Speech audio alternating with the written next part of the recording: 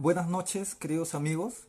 Estamos en esta oportunidad prestos a conversar de un nuevo tema.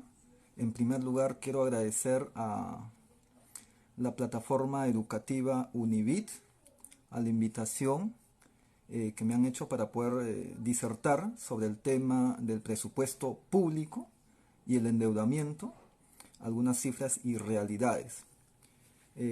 Soy Juan Maita, economista de profesión. Tengo maestrías en gestión pública, en gerencia social, asimismo diplomados también en administración pública, desarrollo económico local, el Estado peruano, etc. Asimismo, soy fundador del espacio político y de opinión Tiempo de Expresión, junto a Jorge Fernández, un gran amigo a quien le envío un abrazo y saludo fraterno. Eh, Gracias a la invitación de Univit, reitero, vamos a compartir este tema el día de hoy. Vamos a tomarnos una primera parte para ver el panorama económico eh, referido al tamaño de la economía. Luego vamos a hablar efectivamente de presupuesto público, algunas cifras, algunas reflexiones, aparte de un análisis. Al mismo tiempo también vamos a comentar de la deuda pública. Vamos a señalar si es que estamos endeudados, si es que debemos mucho dinero, estamos hasta el cuello, o si es manejable. Esas cosas vamos a ver. Obviamente vamos a compararnos con otros países porque no podemos hablar que estamos bien o mal si no nos comparamos con otras economías del mundo. Y finalmente, por supuesto, vamos a hacer algún análisis, crítica, y si el tiempo nos da, vamos a responder algunas preguntas. ¿De acuerdo? Entonces, los que desean el certificado, Univit me ha comentado que les puede brindar, es gratuito, pero sí tienen que escribir sus nombres y enviar su correo, por supuesto, para que haya el contacto, fundamentalmente por eso. Así es que nuevamente felicito a Univit por el espacio para poder disertar estos temas, sobre todo en esta coyuntura donde es necesario conocer cuál es la situación de la realidad económica, presupuestaria y de endeudamiento público. Así que vamos a iniciar. Yo también quiero compartir esta entrevista para poder tener un mayor alcance. Vamos a empezar entonces a señalar respecto a la economía. Me regalan 10 segundos por favor para yo también compartirlo. Aquí lo tenemos. Muy bien. Presupuesto público y endeudamiento. Exacto.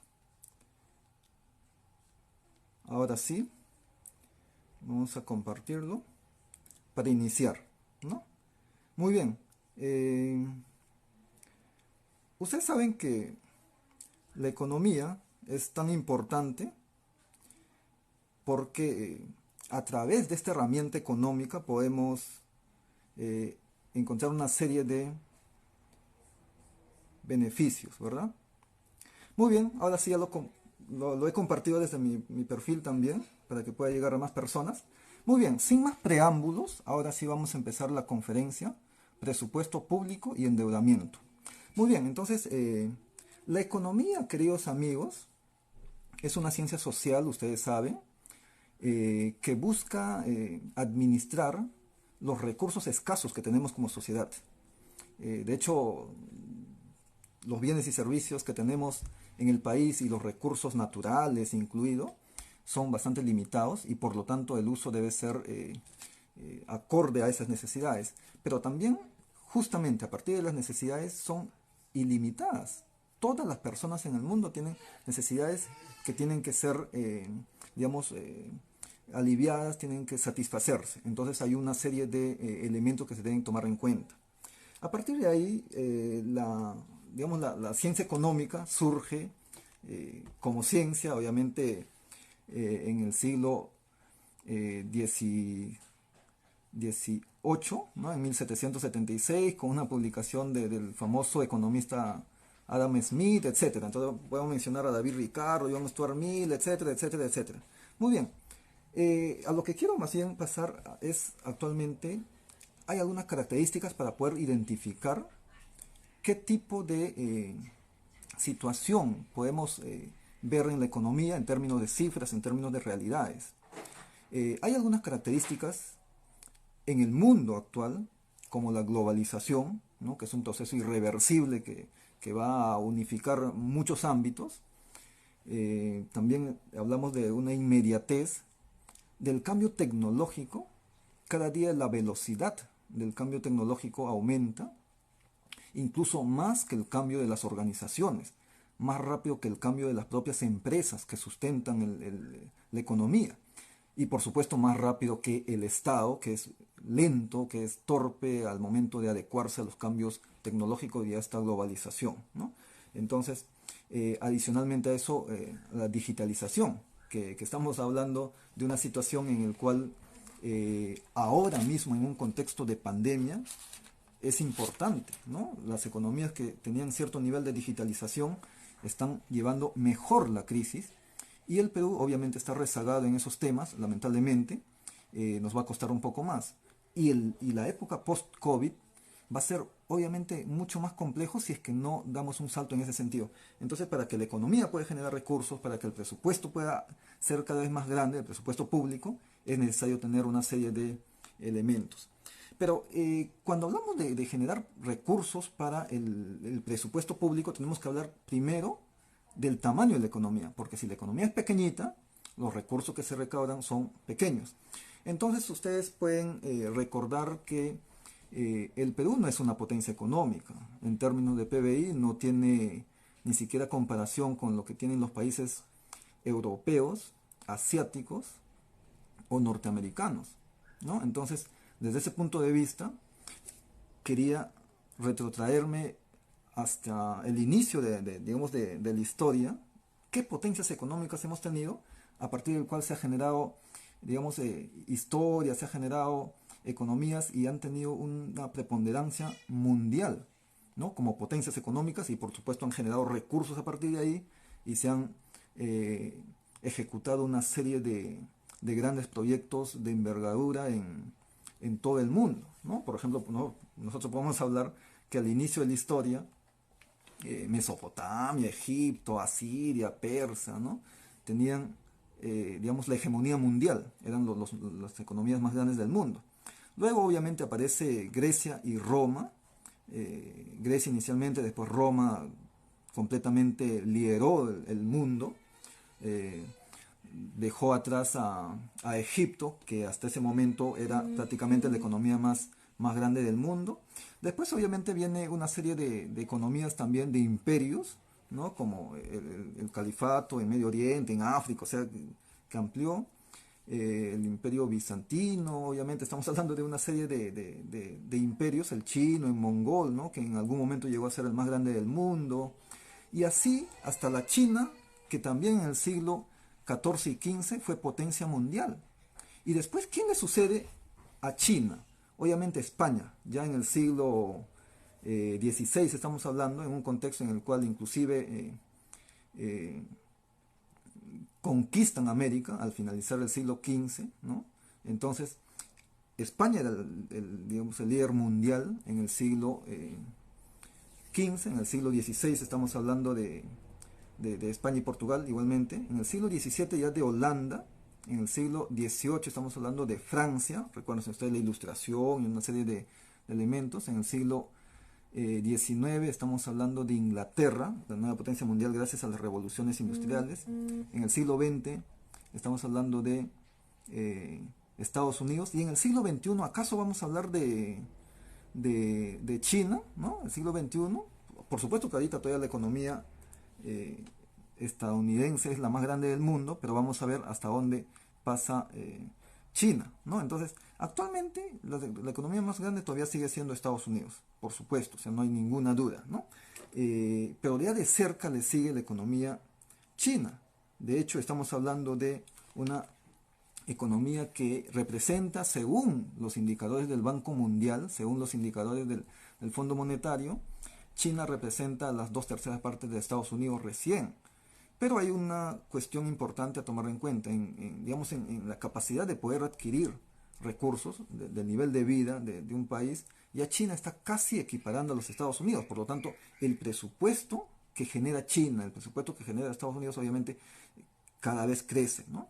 Y así, en tercer lugar, por ejemplo, actualmente tenemos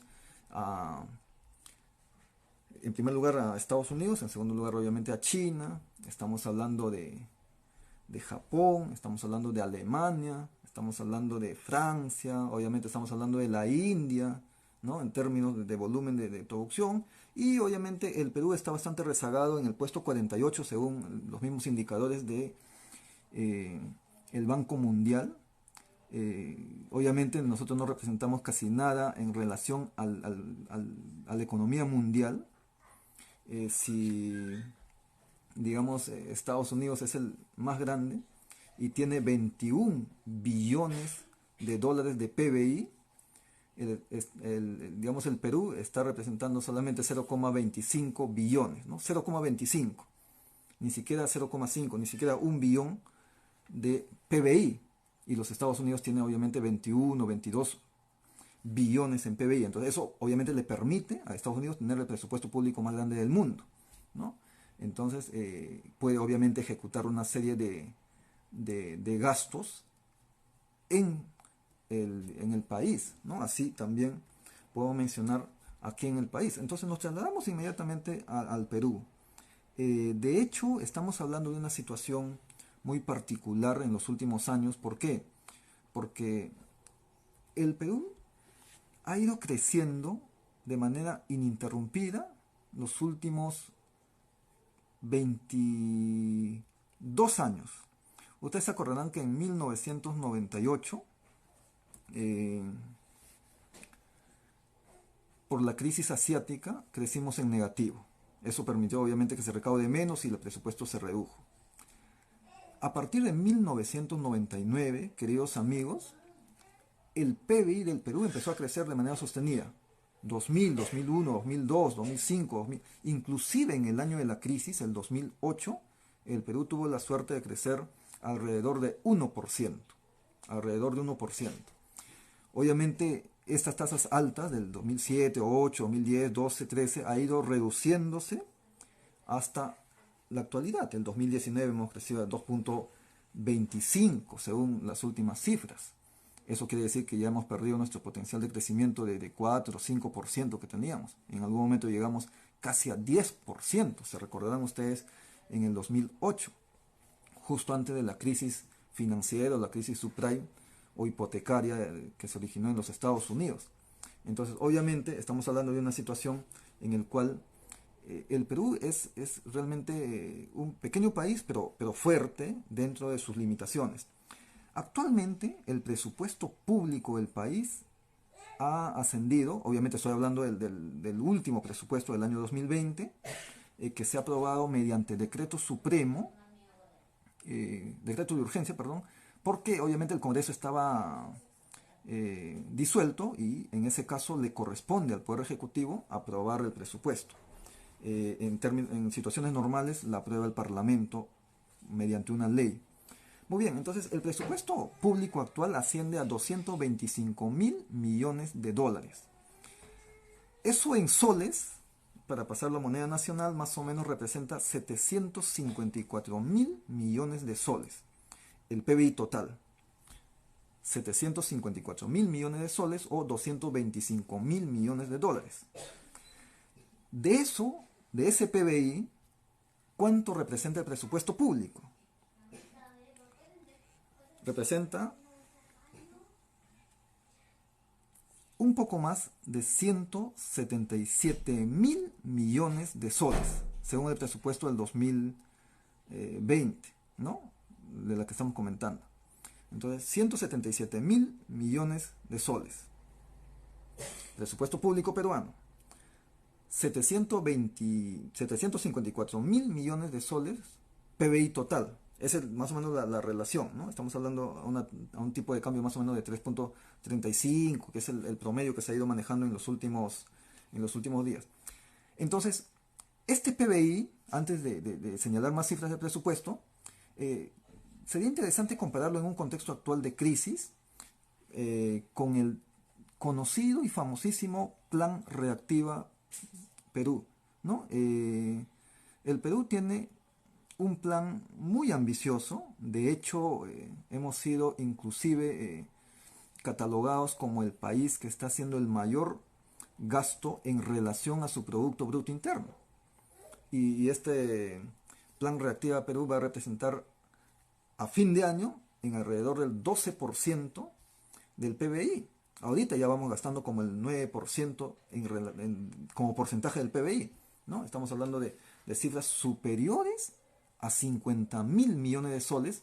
Obviamente que no necesariamente significan desembolso del Estado, del gobierno. También obviamente hay descuentos, transferencias o también créditos, pero estamos hablando de un flujo de efectivo de esa magnitud. Entonces, el Plan Reactiva Perú obviamente es importante y nos ha permitido dar ese respaldo porque ha habido crecimiento económico antes, si no nos hubiese acumulado. Que este mayor gasto en el Plan Reactiva Perú signifique mejores resultados es otra cosa.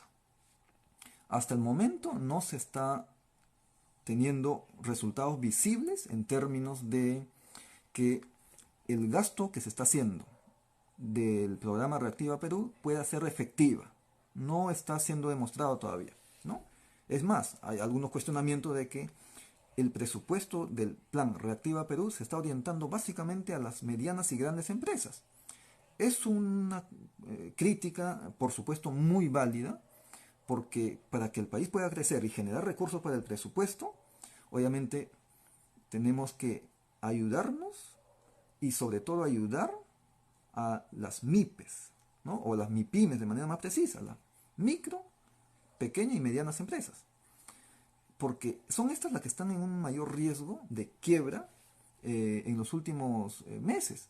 De hecho, no es ser pitonizo ni nada por el estilo, pero no cabe duda que en los próximos meses una serie de empresas pequeñas, micro, pequeñas y medianas empresas van a solicitar su liquidación, van a abrir procesos concursales ante Indecopi porque no van a soportar, ya no tienen más capacidad de seguir financiando sus gastos, su operación, porque digamos no están vendiendo, no están produciendo, entonces ¿cómo pueden soportar los gastos? Entonces obviamente lo que va a ocurrir en los próximos meses es que van a hacer cola ante Indecopi para poder solicitar procesos concursales o de liquidación.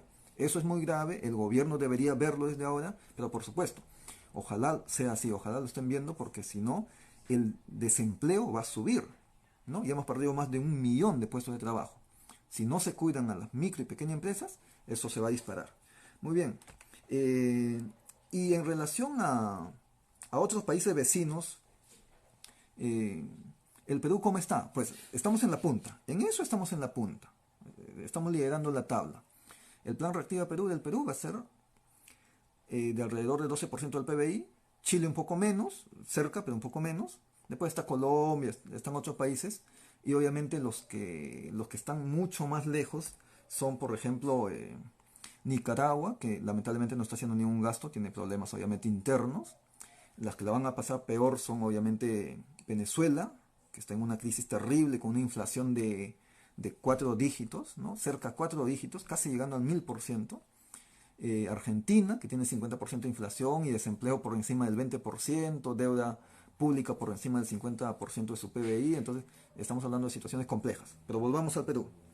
¿Qué actividades generan la mayor cantidad de recursos para que se pueda tener un PBI más grande y por lo tanto, en consecuencia, se pueda generar una mayor capacidad de recaudación del Estado y el presupuesto público pueda crecer?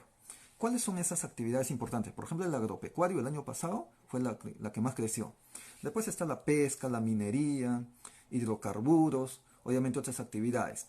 Lamentablemente hubieron 3 actividades que han crecido en negativo el año pasado, ¿no? Pero les sigo citando algunos de ellos. Pesca, por ejemplo, el sector pesca el año pasado ha crecido en negativo, obviamente por la veda de pesca. Ha habido una temporada baja, corta, y eso ha permitido obviamente menos pesca, menos harina de pescado, menos conservas, etcétera, y eso obviamente influye en el resultado global del PBI. Luego hay otras actividades, por supuesto, que ustedes saben que están incluidas en los cuatro grandes sectores económicos, ¿no? El sector primario, que tiene que ver con las actividades extractivas, minería, agropecuario, ganadería, tala, pesca, ¿verdad?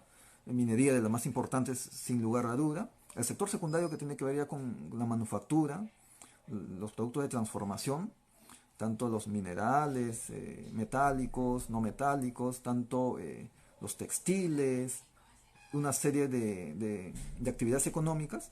Luego estamos hablando de el sector terciario, donde los servicios han sido, digamos, el motor, ¿no? Comercio, educación, salud, transporte, servicios financieros, etcétera, etcétera. Y en el sector cuaternario, obviamente, estamos hablando de las actividades relacionadas a la investigación y el desarrollo, y en el Perú obviamente es relativamente bajo, digamos muy bajo, ¿no? Porque el presupuesto para investigación en el país del Estado es bajísimo y de las empresas bajo, ¿no? Solamente le respaldan las grandes empresas que tienen algunos laboratorios de investigación, etcétera. Entonces, todos estos sectores generan los recursos. ¿Cuáles son esas condiciones que nos permiten generar recursos para que el presupuesto pueda ser cada vez más importante? Primero tiene que haber crecimiento económico, por eso mencionamos el PBI. Sin PBI, sin el crecimiento del PBI no se generan los recursos, ¿no? Otra cosa es el desarrollo económico, que obviamente es el siguiente paso necesario para mejorar la calidad de vida de la población en general. Pero primero la condición necesaria es el crecimiento económico. Luego, la condición suficiente para lograr el bienestar es el desarrollo económico. Le decía que el Perú había crecido de manera ininterrumpida los últimos 127 meses. Y esto es histórico porque nunca antes se había dado. Pero adicionalmente a eso, ¿cuándo empieza? En septiembre del 2009, digamos, después de la crisis financiera de los Estados Unidos, donde quiebran una serie de bancos, el crecimiento de la economía peruana inicia en septiembre del 2009. Recuerden, septiembre del 2009. A partir de ese mes, todos los meses, hasta el febrero de este año 2020, siempre habíamos crecido. Por lo menos 1%, 2%, 3%, 4%, en algunas oportunidades más. Pero siempre había sido crecimiento positivo. Hasta que llegó febrero del 2020, fue la última vez que crecimos en positivo, en términos mensuales estoy refiriéndome, y en marzo de este año 2020 crecemos en negativo, después de 127 meses. Entonces ha sido una fecha también, digamos, un lapso importante en el cual se ha podido generar crecimiento y recursos. Luego estamos hablando obviamente de una suerte de caída en la tendencia de crecimiento. De hecho, en los primeros 10 años de este siglo, 2001 al 2010, el crecimiento promedio había estado por encima del 6%, 5%, ¿no? 5-6%. El promedio de crecimiento ya de la segunda década de este siglo, 21, estamos hablando ya de que el crecimiento del PBI ha caído. Eso obviamente permite que se rezague un poco la recaudación, se rezague la generación de empleo, se rezague la recaudación pública y por lo tanto el presupuesto también ya no crece, digamos, tan robustamente como cuando se crece a tasas más altas. Luego, si ponemos cifras, ustedes lo pueden revisar en cualquier bibliografía, pero por ejemplo en 1998 crecimos 0.39%. Fue el último año, en términos de años ahora, en términos de meses, ¿se acuerdan? Septiembre del 2009 a febrero del 2020, crecimiento positivo en todos esos meses. En términos de año, 1998 crecimos en negativo. La economía creció en negativo, el PBI. 1999 positivo. ¿Y hasta cuándo es que estamos creciendo en positivo? Hasta ahora. Este año 2020, todos los cálculos indican que vamos a crecer en negativo. Entonces otra vez se corta una buena racha desde 1999 hasta el 2019. No podemos hacer nada. Este año ya está prácticamente colapsado, ¿no? Es lamentable, hemos perdido un buen lapso de crecimiento continuo, ininterrumpido en términos anuales. Muy bien, entonces, obviamente hay sectores que representan más en la economía, ¿no? Por ejemplo, el sector servicio representa casi el 50% de la economía. Obviamente en el sector servicio está una serie de actividades económicas, turismo, financiero, salud, transporte, pero representa en conjunto casi el 50%, el 47% para ser más exactos. Luego obviamente vienen actividades como la minera, vienen las actividades como la agricultura, la pesca, que tienen menos importancia, ¿no? La industria, la manufactura, etcétera. Muy bien, ahora el presupuesto público. Ya más precisamente, la aprobación del presupuesto público, queridos amigos, se hace efectiva por el Congreso de la República. Es decir, si bien el Poder Ejecutivo, a través de todos los ministerios, va elaborando el proyecto de presupuesto público que se inicia en marzo o en abril de cada año.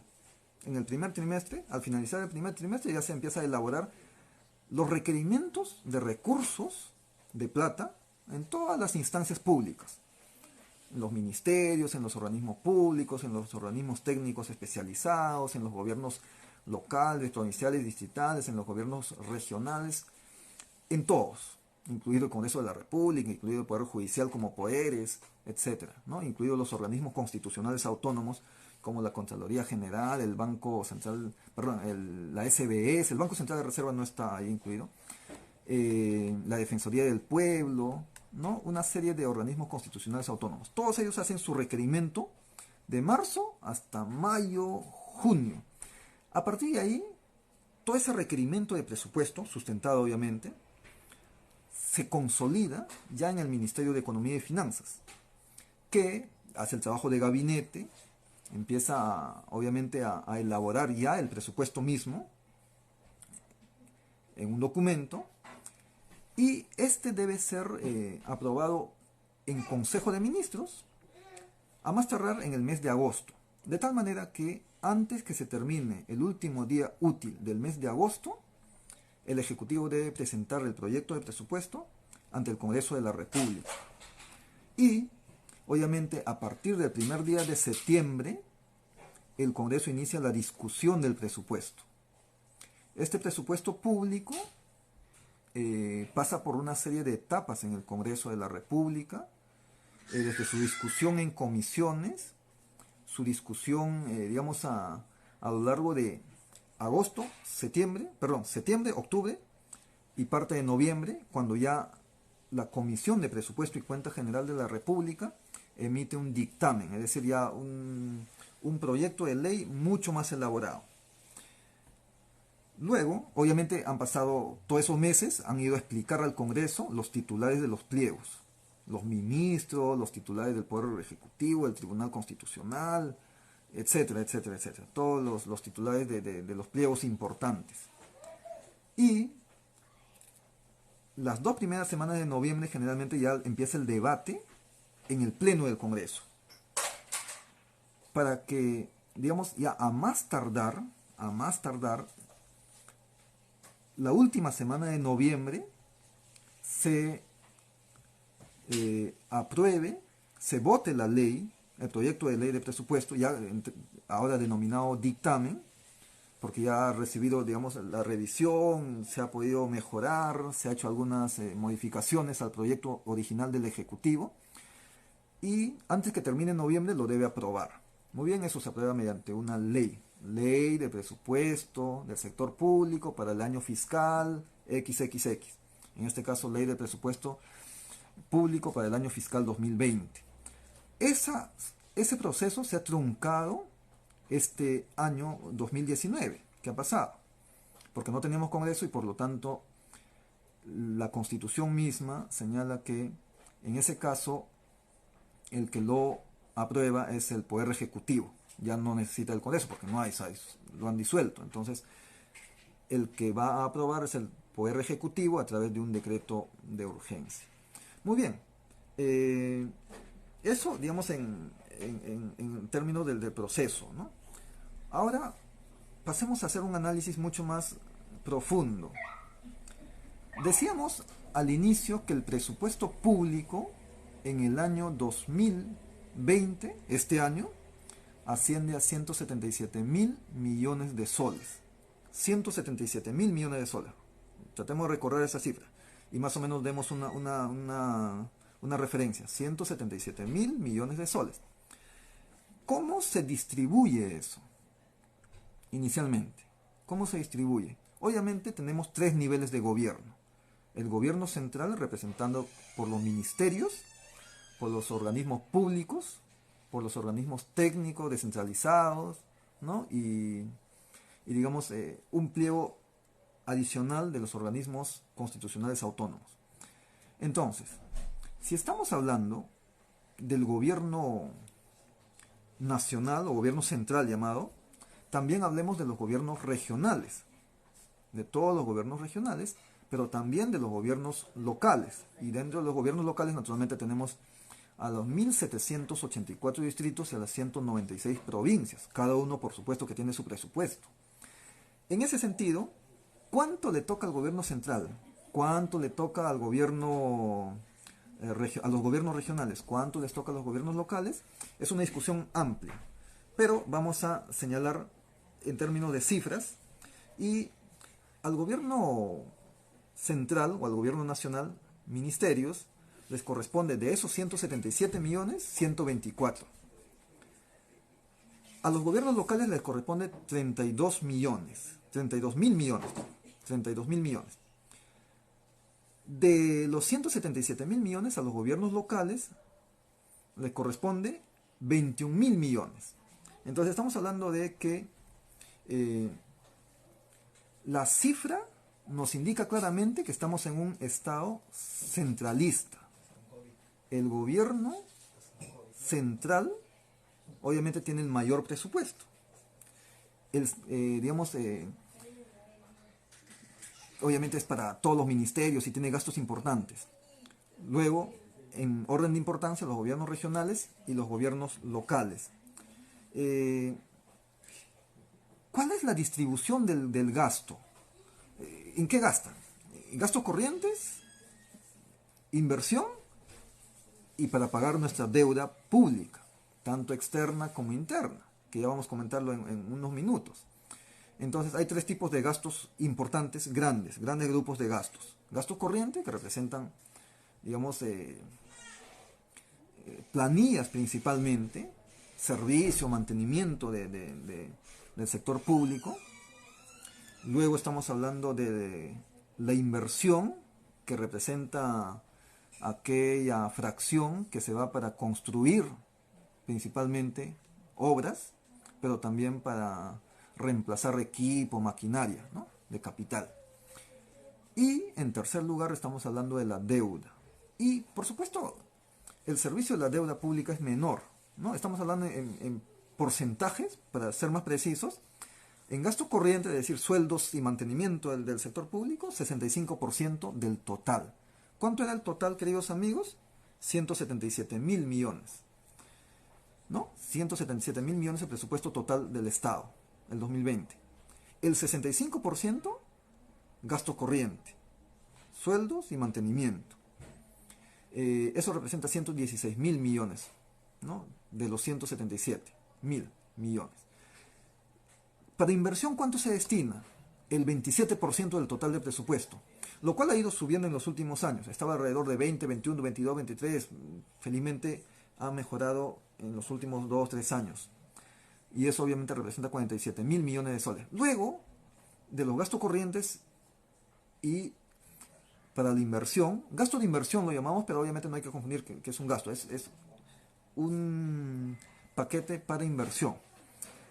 Y deuda pública representa solo el 8%. Entonces, 65% gasto corrientes, 27% inversión y 8% para pagar nuestra deuda. No es poco, es el 8% del total del presupuesto del Estado. Ya lo tenemos separadito para pagar nuestra deuda pública, interna y externa, por supuesto. Luego, si fragmentamos esto, ¿cuánto le corresponde al gobierno nacional? ¿Cuánto le corresponde a los gobiernos locales? ¿Cuánto le corresponde a los gobiernos subnacionales en general? Al gobierno nacional o al gobierno central, en algunos casos lo denominan, el 71% del total. 71%. Por eso estamos hablando que estamos en un estado centralista, absolutamente centralista. El 18% para los gobiernos regionales. 18%. ¿Y cuánto para los gobiernos locales? Para las 1874 distritos. Solo el 11% del total del presupuesto. Entonces, esa es más o menos la estructura. Gobierno central 71, gobiernos regionales 18 y gobiernos locales 11. Y naturalmente, dentro de cada sector, dentro de cada nivel de gobierno, cada uno tiene su gasto corriente, su inversión y su deuda. La deuda mayor está en el gobierno nacional. Obviamente tiene capacidad para emitir deudas, para hacer empréstitos de los organismos financieros internacionales, ¿no? Emitir bonos soberanos, etc. Entonces, el 10% del total de presupuesto para el gobierno central lo destinan a pagar la deuda. Y el 63% para gasto corriente, planillas y mantenimiento, y el 27% para inversión, lo cual también es considerable. Esto mejora un poco más en los gobiernos locales. En los gobiernos locales, por ejemplo, el 58% es gasto corriente, pero el 39% es para inversión, es decir, para obras, ¿no? Obras pequeñas así de pistas, veredas, saneamiento, etc. Casi el 40% de ese presupuesto que reciben los gobiernos locales se supone que está orientado para inversión. Que se cumpla eso es otra cosa, ¿no? Es otra cosa. ¿Por qué? Porque lamentablemente a veces hacen modificaciones al interior del pliego presupuestario que desvía recursos y por lo tanto el total se disminuye, ¿no? Entonces eso obviamente son ya cuestiones que suceden, pero por lo menos el presupuesto lo señala así inicialmente. ¿De dónde obtenemos estos recursos? 177.000 millones de soles que tenemos ahora como presupuesto en el 2020. Primero, obviamente, lo que pagamos todos, impuestos, sin ninguna duda. Los ingresos más importantes del Estado son los impuestos, y obviamente los recauda SUNAT, ¿no? Nos cobra a todos, tanto las personas que trabajamos, un impuesto a la renta, y a las empresas también, ¿no? A las utilidades de las empresas. Eso es así y es parte del contrato del Estado. En segundo lugar, ¿de dónde salen los recursos? De las regalías mineras, el canon, ¿se acuerdan del título canon? Ya, de ahí, digamos, la explotación de los recursos naturales. Toda empresa que quiere explotar recursos naturales tiene que pagar regalías, canon, ¿no? Sus impuestos, son impuestos, de todas maneras son impuestos, tienen algún nombre ahí porque, digamos, corresponden a determinada actividad económica.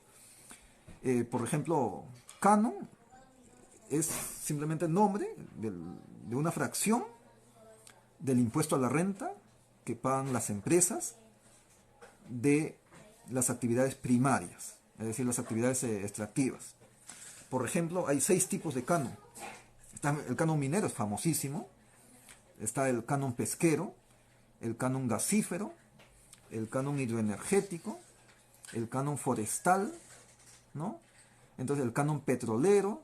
Entonces estamos hablando de distintos tipos de ingresos que genera el Estado.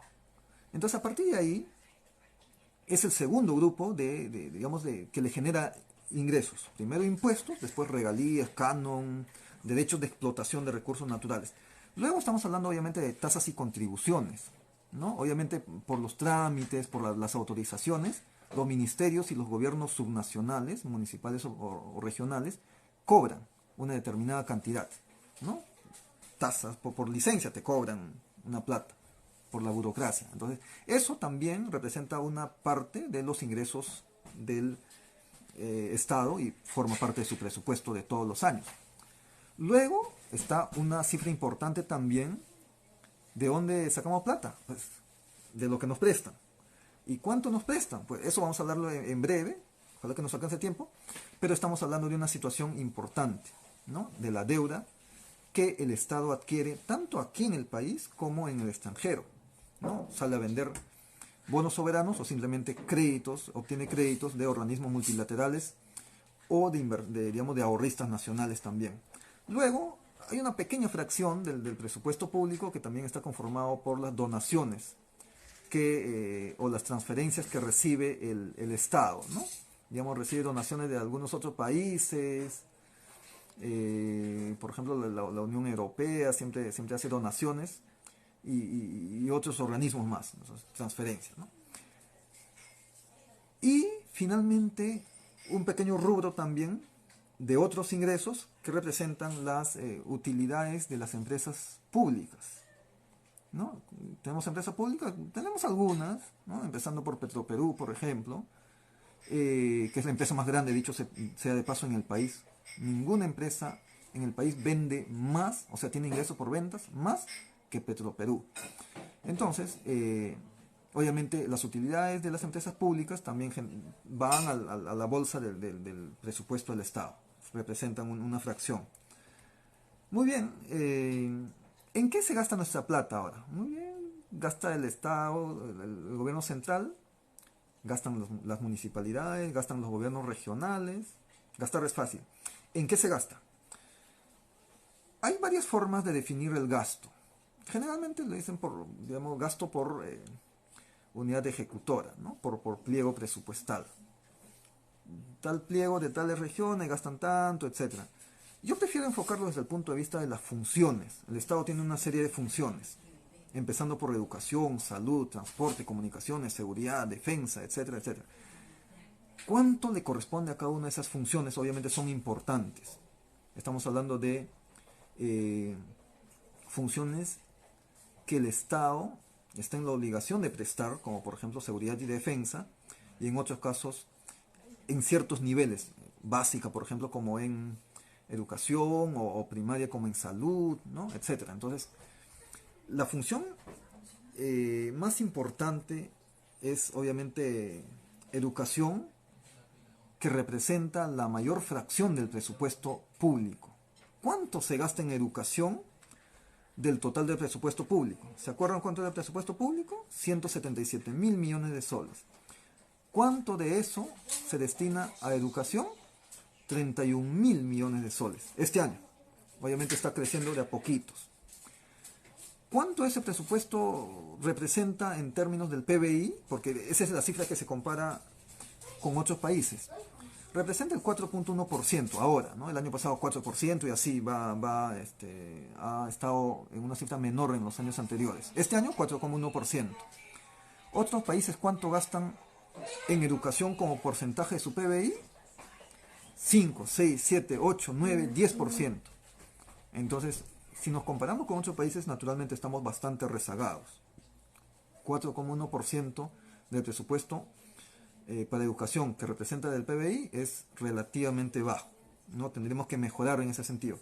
En salud, que también es importante y ahorita nos está golpeando, por ejemplo. Ahora mismo en el Perú estamos sufriendo los embates del coronavirus y por lo tanto el sector salud está siendo observado más que nunca. ¿Cuánto gastamos ahí? De esos 177.000 millones de soles, 18.000 millones de soles. ¿Cuánto representa eso? El 10% del total del presupuesto público y el 2,4% del PBI. Obviamente es un gasto importante.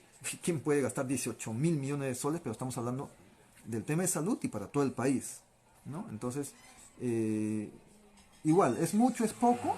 Depende. ¿Depende de qué? Depende de con quién nos comparemos. Si nos comparamos con otros países, obviamente estamos rezagados igualmente. Por supuesto que estamos rezagados, ¿no?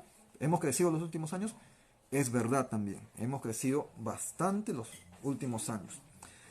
Otro de los presupuestos importantes que se destina a una función del Estado tiene que ver con transporte y comunicaciones, que son dos funciones distintas. En este caso, transporte más orientado a infraestructura de transporte, carreteras, puertos, aeropuertos, ¿no? Etcétera. Entonces, puentes, por ejemplo. Entonces, ¿cuánto representa del total del presupuesto? 19 mil millones de soles, y eso representa el 2,5% del presupuesto, digamos, del PBI, como porcentaje del PBI, el 2,5%. Y del presupuesto del Estado, ¿cuánto representa? 10,7%. Es importante esto, por supuesto que es una cifra importante, pero igual, ¿cómo estamos? ¿Bien o mal? Depende de con quién nos comparemos y depende cómo está nuestra situación actual. ¿Cuánto de déficit de infraestructura tenemos como país? De hecho, estamos en una situación bastante compleja porque tenemos un déficit de infraestructura por encima de los 100 mil millones de soles, ¿no? Y que por lo menos invirtiendo de una manera constante, en 20 años podríamos equiparar digamos, al nivel de infraestructura del país más pobre de la Organización para la Cooperación y Desarrollo Económico, de la OCDE. Entonces, obviamente, estamos hablando de que tenemos una brecha importante. Por lo tanto, este presupuesto, si bien es importante, representa más del 10% del presupuesto público para transporte, resulta siendo insuficiente si lo vemos en el mediano y largo plazo y si nos comparamos con otros países. Y así, en orden público y seguridad, que es importantísimo. Nos quejamos de la inseguridad ciudadana, los asaltos, los crímenes, etcétera, etcétera. ¿Cuánto de la plata total que tiene el presupuesto, el Estado como presupuesto público se gasta en seguridad? Bueno, 11 mil millones de soles para policías, etcétera, ¿no? Y eso representa solamente 1,5% del PBI. Igual, si nos comparamos con otros países, resulta siendo pequeño. Ahora hablemos también de la deuda pública, porque también, así como la salud, el transporte, la educación, las comunicaciones, la función judicial, de justicia, ¿no? Etcétera, también la deuda es una función que tiene que cumplir el Estado, porque si no cumple, pues nos cierran todas las ventanas y nos catalogan como los malos, ¿no? Nos mandan a Infocor, hay un Infocor de los países también, así como de las personas. Entonces, esta deuda pública, primero está compuesto por la deuda pública externa y la deuda pública interna. Naturalmente, a veces decimos de manera indistinta, la deuda pública externa, que eso es todo, ¿no? Es una buena parte, pero no es ni siquiera la mayor deuda, ¿no? La deuda total es la deuda pública y la deuda interna es un poquito más que la deuda externa. Ambos representan la deuda total del país. ¿Y cuánto representa esto? Actualmente debemos un montón, pero ¿cuánto es un montón? Depende de con quién nos comparemos. Si lo comparamos todo lo que el Perú debe, queridos amigos, si comparamos todo lo que el Perú debe con todo el presupuesto que el Perú tiene en un año como Estado, ¿cuál creen que es más grande? La deuda. El presupuesto público, ¿se acuerdan? 177 mil millones de soles. ¿Cuánto es la deuda pública actual? Por lo menos hasta el mes de febrero, antes de la crisis, obviamente estos meses nos hemos endeudado un poco más. 195 mil millones de soles. De 177 mil, casi 20 mil millones de soles más que el presupuesto público de todo un año es lo que debemos como deuda pública, interna y externa, reitero. ¿Eso es peligroso? ¿Es bueno? ¿Es malo? Depende. Deber obviamente no es bueno, pero depende de a quién lo debas y depende de cuánto ingreso estés generando. Si el PBI del Perú es 754 mil millones de soles y la deuda que tenemos es 195 mil millones de soles, no estamos tan mal. De hecho, representa solamente el 26-27%. Esa es la forma de medir la deuda en todos los países del mundo. Te preguntan, ¿tú cuánto debes? No le dices la cifra, porque digamos los países tienen distinto tamaño. De inmediato se dice, debo el 20% del PBI, 40% del PBI, 50% del PBI, etc. El Perú debe alrededor del 26-27% con respecto a su PBI. ¿Cómo están otros países? Peor que nosotros. Chile está inmediatamente después de nosotros, con 27-28% de su PBI. Ahora obviamente está subiendo con el efecto del coronavirus y los gastos. ¿Cuánto debe nuestros vecinos de Argentina, por ejemplo? Más del 50% de su PBI. Brasil, la potencia sudamericana, ¿cuánto debe? Más del 90% de su PBI. Y obvio que el PBI de Brasil es uno de los más grandes del mundo, está entre los 10 países más importantes. ¿Cuánto debe Venezuela? Bueno, de Venezuela ni les digo, más del 100%, o sea, más del 100% de su PBI, o sea, para darles una referencia.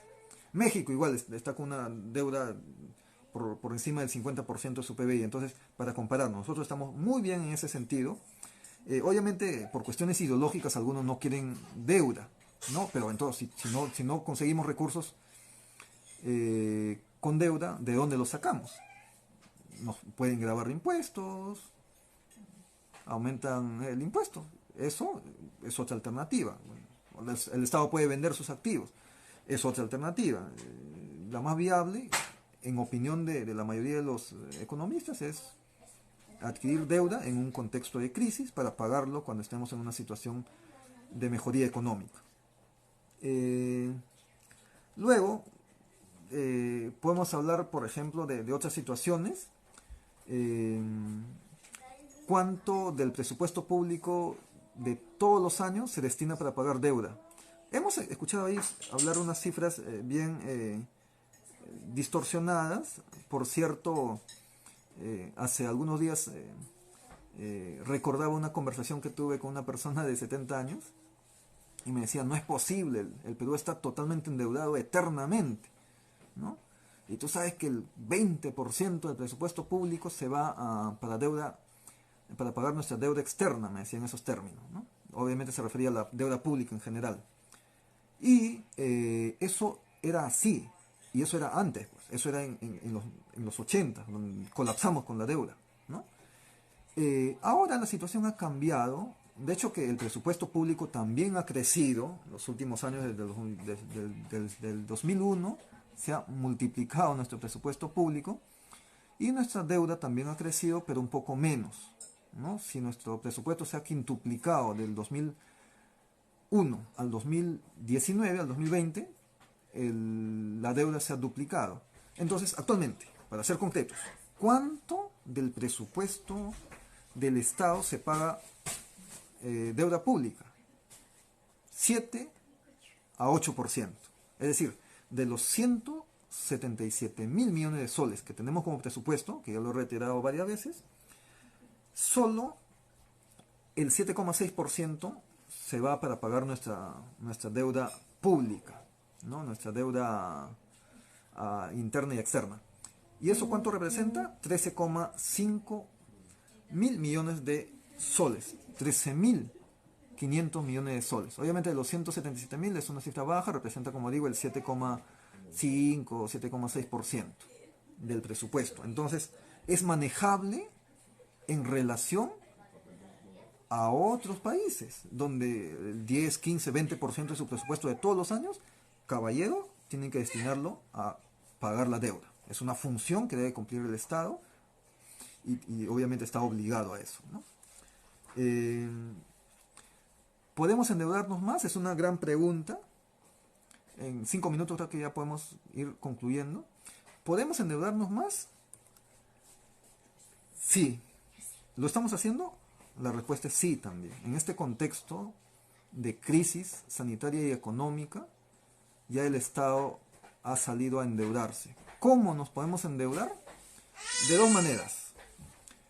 O el Estado emite bonos, son compromisos de pago a futuro, o también puede simplemente tramitar créditos ante los organismos multilaterales o los bancos internacionales, ¿no? Estoy hablando del Banco Interamericano de Desarrollo, el Banco Mundial, el Fondo Monetario, aunque el Fondo Monetario ha perdido su importancia en el país, ¿no? Ahora cada vez nos prestamos más del Banco Interamericano de Desarrollo y del Banco Mundial.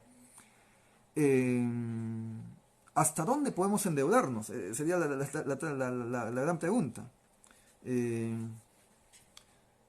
Hasta donde sea necesario en esta crisis. Lo importante es salvar la economía, y salvar la economía significa salvar las empresas, y salvar las empresas significa en última instancia salvar los puestos de trabajo, que son el sustento de las familias.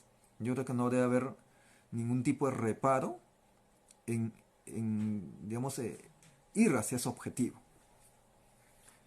Hay una pregunta interesante que puedo verla. En realidad estaba viendo algunas preguntas, queridos amigos, pero me dice, ¿considera usted la tasa y el tiempo al cual se han colocado los bonos soberanos del Perú en comparación con otros países que también hayan emitido bonos soberanos?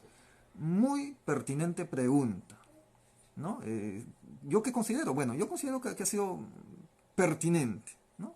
Pertinente. No excelente, no genial. Hay algunos cuestionamientos, pero sí ha sido pertinente. ¿Cómo se determina el endeudamiento? Ya que a muchos nos preocupa como país y seguramente es un tema de interés, por supuesto, ¿no? O sea, como país tenemos que estar obviamente al tanto y saber en qué gasta nuestra plata y cómo nos estamos hipotecando a futuro. El Perú puede endeudarse, reitero, a través de la emisión de bonos. Los bonos que emite el Estado se llaman bonos soberanos. Cuando ustedes escuchen soberanos, significan bonos que emite el Estado. Cuando emiten las empresas, se llaman bonos corporativos. Entonces, los bonos soberanos que emite el Estado, obviamente se venden en una oferta pública, se ofertan de manera pública. Y generalmente en el mercado externo o en el mercado interno. En el Perú se ha ido combinando, a veces se ha vendido aquí los bonos que ha emitido el Estado, el gobierno, y en otros en el extranjero. Los últimos bonos que se han emitido y que se han vendido han sido en el extranjero, ¿no? Y la pregunta solamente viene por ahí. Para determinar la tasa de los bonos, en general la tasa de interés que va a pagar el Perú, no solamente para bonos, sino también para créditos en general, se construye de la siguiente manera. Primero, hay una tasa libre de riesgo, que es como que la tasa de interés que todos tienen que pagar, todos los países del mundo. Tasa libre de riesgo, tasa LIBOR lo llaman en algunos casos. ¿Cuál es esa tasa de interés? Es la tasa de interés que pagan los bonos del Tesoro americano, es decir, del gobierno americano. ¿Por qué se considera que esa tasa es libre de riesgo? Porque se considera que, claro, como potencia económica, comentábamos al inicio, como potencia económica, se supone que no va a quebrar, ¿no? Es fuerte el gobierno, el Estado americano.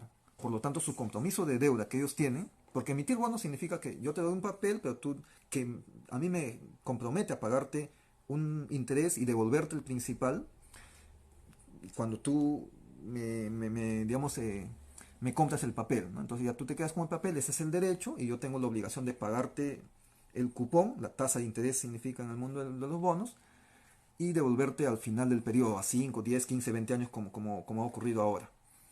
Esa tasa libre de riesgo la pagamos todos. A esa tasa libre de riesgo se suma el riesgo país. Han escuchado hablar seguro muchas veces. Riesgo país ha subido, riesgo país ha bajado.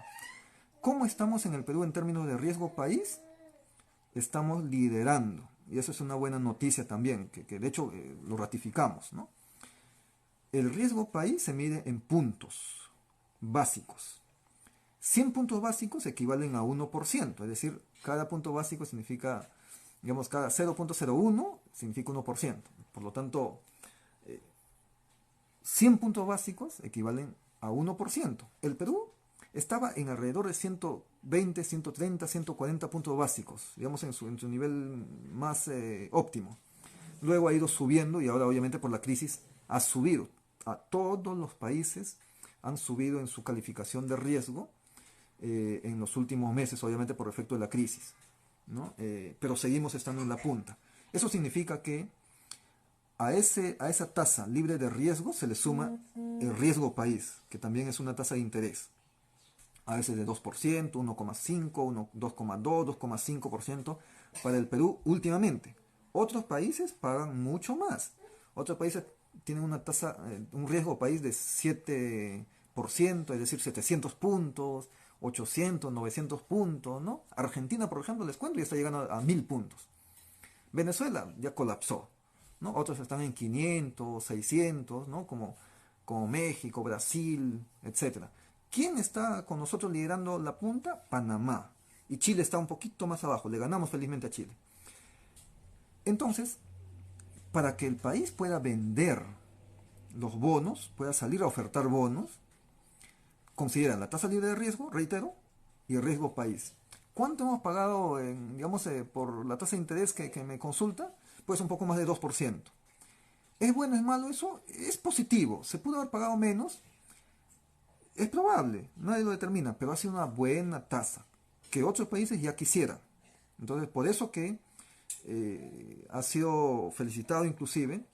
Claro, otra cosa son los cuestionamientos ya políticos que se han hecho particularmente a la ministra, porque lo están relacionando con que tiene intereses con algunas empresas que han realizado la colocación de los bonos. Ese es un cuestionamiento político, pero en términos técnicos, la cifra ha sido buena, como reitero, ¿no? Ha sido buena, se puede mejorar, pero por supuesto, ojalá hubiese sido así y ojalá que se pueda aprovechar mejor en las próximas emisiones de bonos.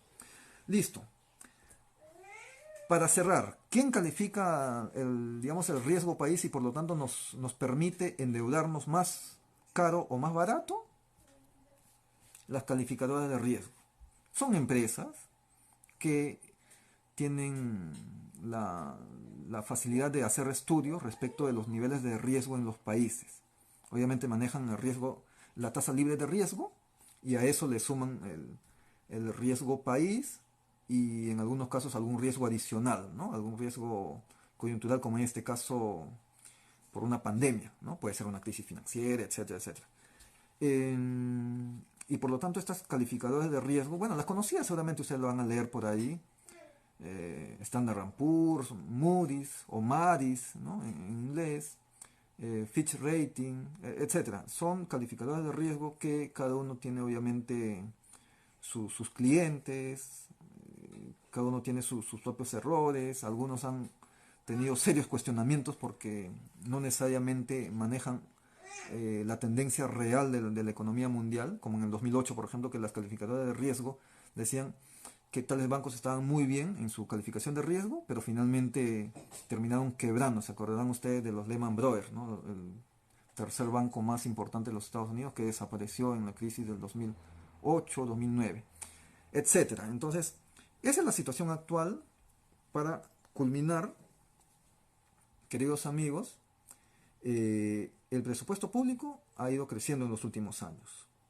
¿Cómo se recauda? Pues por impuestos, regalías, digamos, derechos de explotación de recursos naturales, tasas, contribuciones que nos cobran las instituciones públicas, algunas donaciones, transferencias, algunas utilidades que generan las empresas públicas y el endeudamiento, la deuda que adquirimos. Todo eso va a la bolsa que se denomina presupuesto público. ¿Y cómo lo gastamos? Lo gastamos en funciones, empezando por educación, salud, transporte, comunicaciones, justicia, legislativa, judicial, etcétera. Entonces, obviamente todos reciben parte de la plata. Exactamente, esos fondos no es que se van a un lugar. Obviamente están distribuidos en esas funciones, pero a través de todos los pliegos presupuestales que tenemos en el Estado, que son cientos, por cierto, ¿no? Es decir, y unidades ejecutoras más todavía, ¿no? Es decir, entidades u organismos que tienen la capacidad de gastar y se pelean por eso. Ese es otro del meollo del asunto en el presupuesto público. Tantas unidades ejecutoras, incluso en el Congreso paran aprobando con, digamos, disposiciones transitorias todos los años, creando unidades ejecutoras aquí y allá, con el cuento de mejorar la ejecución del gasto público, pero en realidad no siempre es así. Ojalá fuera así, pero no siempre es así. ¿Por qué? Porque en algunos casos quieren unidades ejecutoras para realizar gastos que permitan sobrevalorar, o sea, corrupción, ¿no? Eso hay que decirlo con claridad también.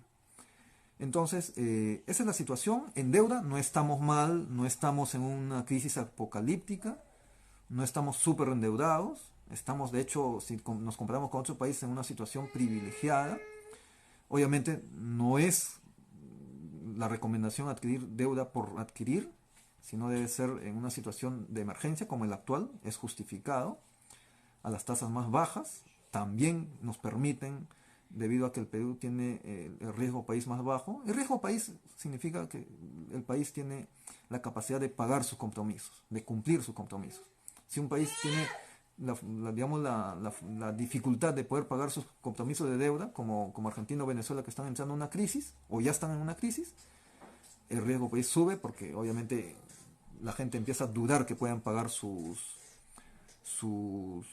deudas, ¿no? Muy bien. ¿Cómo se puede saber el porcentaje del canon minero que corresponde a un pueblo? Para terminar, ya nos vamos. El canon es parte del impuesto a la renta, ¿ya? El 50% del impuesto a la renta que pagan las empresas que explotan los recursos naturales que hemos mencionado. gas, peces, tala, minería,